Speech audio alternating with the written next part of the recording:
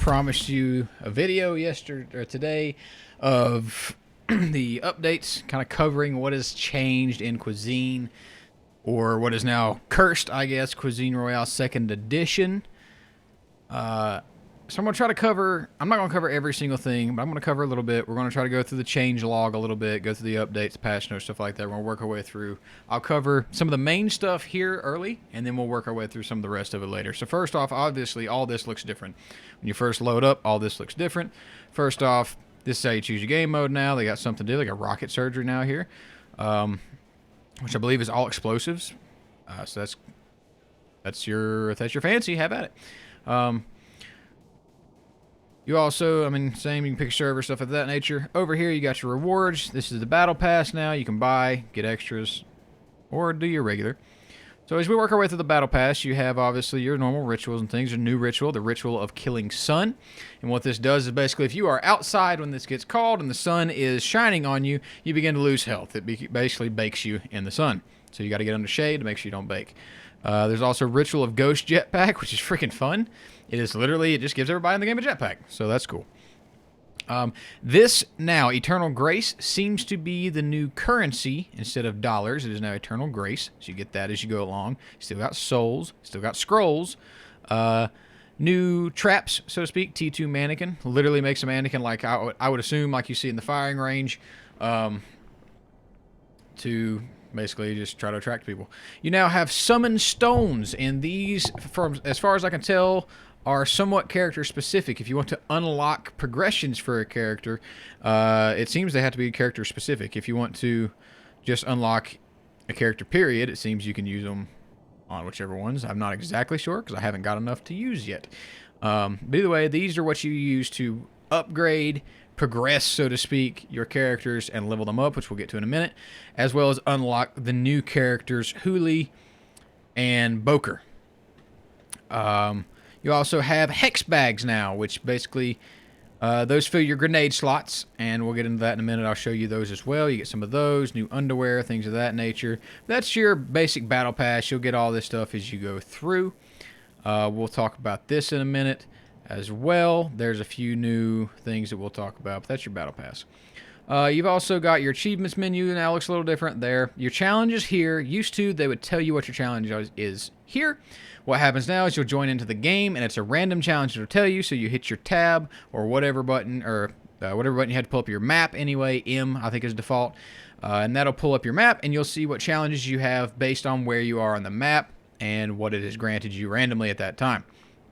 And then you can go do those. It changes every single game. So if you miss a challenge one game, or if it's just really hard, it's one you don't particularly care to do, whatever, it will be different the next game, most likely, because it is random. You also have customization. This is where you go and kind of make your character loadout. So I'll just start here for the time being. You got your hat, if you buy the crown, whatever. You pick your suits for your characters here. Or you pick your mask here, which literally don't have any effect anymore. All these are cosmetic. They don't have any effect on anything, but they do look kind of cool. You also have your, it says familiar, but this is basically your little cameraman. So you pick one of those, do whatever you want to do with them. Got your self-expression, your little gestures. Got your gadgets. There's your melee weapons. All of the melee weapons have been tuned. So as you'll see, if you look at it, it's got your damage and everything down here in the bottom right corner of the screen below the kneecaps of my character. You will see that each one of them has a rating, has damage, effectiveness against armor, range, and attack time, and these do vary based on the melee weapon. So keep an eye on that. Depending on what you're using, you may get different results. Along with this, the Uber Pan, the ultimate melee weapon, has now been replaced by the Pan of Perseus. And it has a little bit different effects now. It doesn't completely block every bullet. It just reduces the damage you take, as well as the swinging timing is a little different, and the ranges are a little different, things of that nature. So it's a little bit different, basically the same thing, but a little bit different. They nerfed it a little bit. Got your inventory. We can see all the stuff you've got here. I don't really know exactly. That's my battle pass, I guess, is all that is. So we'll go back up to the top. You pick your rituals. You can now only pick 2 rituals. You don't get to pick 3 rituals anymore. You get to pick 2.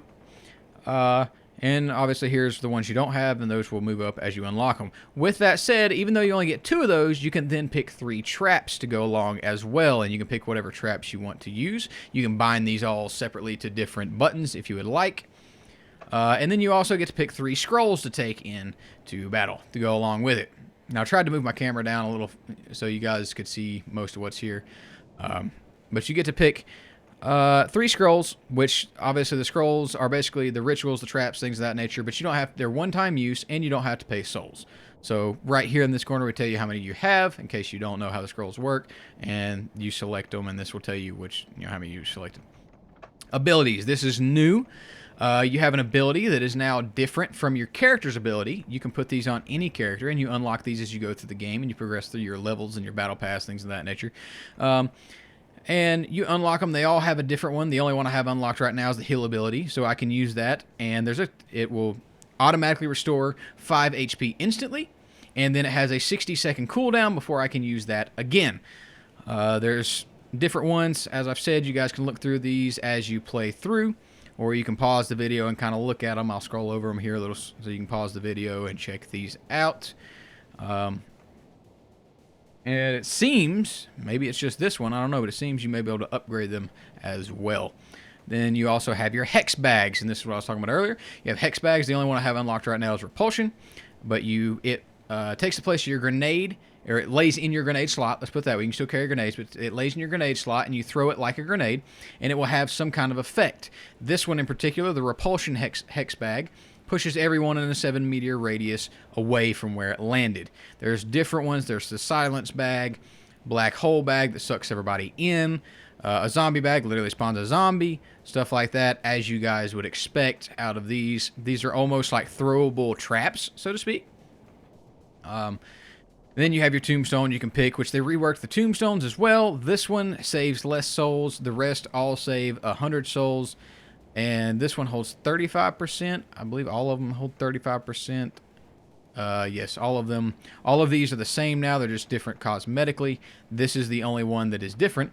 But this is the one that everybody has right off the start. So if you are new to the game, you will automatically have this tombstone. No need to worry about unlocking one anymore. But as you play, you can unlock these, and they will keep more souls for you after the match. You also have Spirit Guardians, and these allow you to pick 3 unique passive abilities that you can take into battle with you. But you can only pick one from each column. I can't just pick all 3 of these, right? So you've got Seeker, which, like this one, reveals all Aztec coins within a 100-meter radius, right? This one is going to be, all these have to do with showing things on your map, right? This is your armored tanks. This is showing you where the jackpot machines are. That's where your coins are. That shows you traps. That shows you vehicles. You go down here to Hero, and these make it cheaper to use your abilities. Those are actually pretty useful. I considered putting one of those on. Ended up not doing it yet. May change it later. This one is Time Eater. These have to do with time and battle. This reduces the cooldown of abilities and traps by 25%. So now instead of the traps costing just a small amount of souls, they are free, but there's a cooldown to use them, right? So it will take you a little longer to be able to place a second one down, but it doesn't cost you anything. So this will reduce the amount of time it takes to be able to place a second one or a third one or whatever down. Then you've got Weak Spirit of the Killer. Reduces the active cooldown abilities of abilities and traps by 25% for each enemy you kill. So instead of it just being passive, as in as time goes by it cools down, when you kill somebody it'll automatically cool it down by 25%. And then you've got this one, reduces active cooldown every time you eat food. That one's only a 10% cooldown, but that could, if you're in a pinch, you could probably spam some food and try to get another trap down, right? Or you could get your ability back, which could be pretty useful. This one is Ancient Spirit of an Owl. This is your hunter. This is basically a night ritual kind of thing. This allows you, you could pair the owl mask or the wolf mask or the fox mask, I believe, with the night ritual, and you could see people on your mini-map. Basically, this does the same thing. It allows you to do that. Soul Catcher. These have to do with gaining more souls in game as you go through, depending on what you do. And Gambler, this has to do with what comes out of your jackpot machines. And you get to pick 3 of those to go through.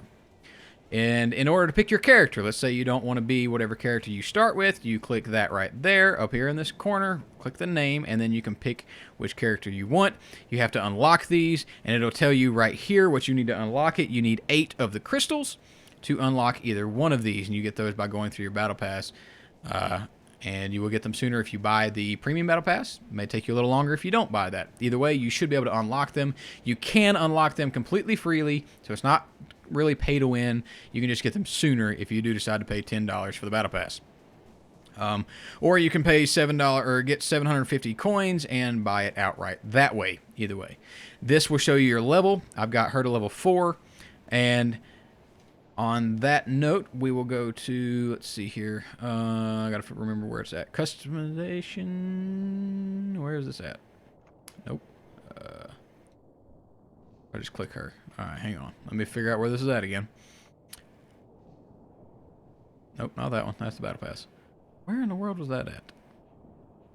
Item shop? Nope, not item shop.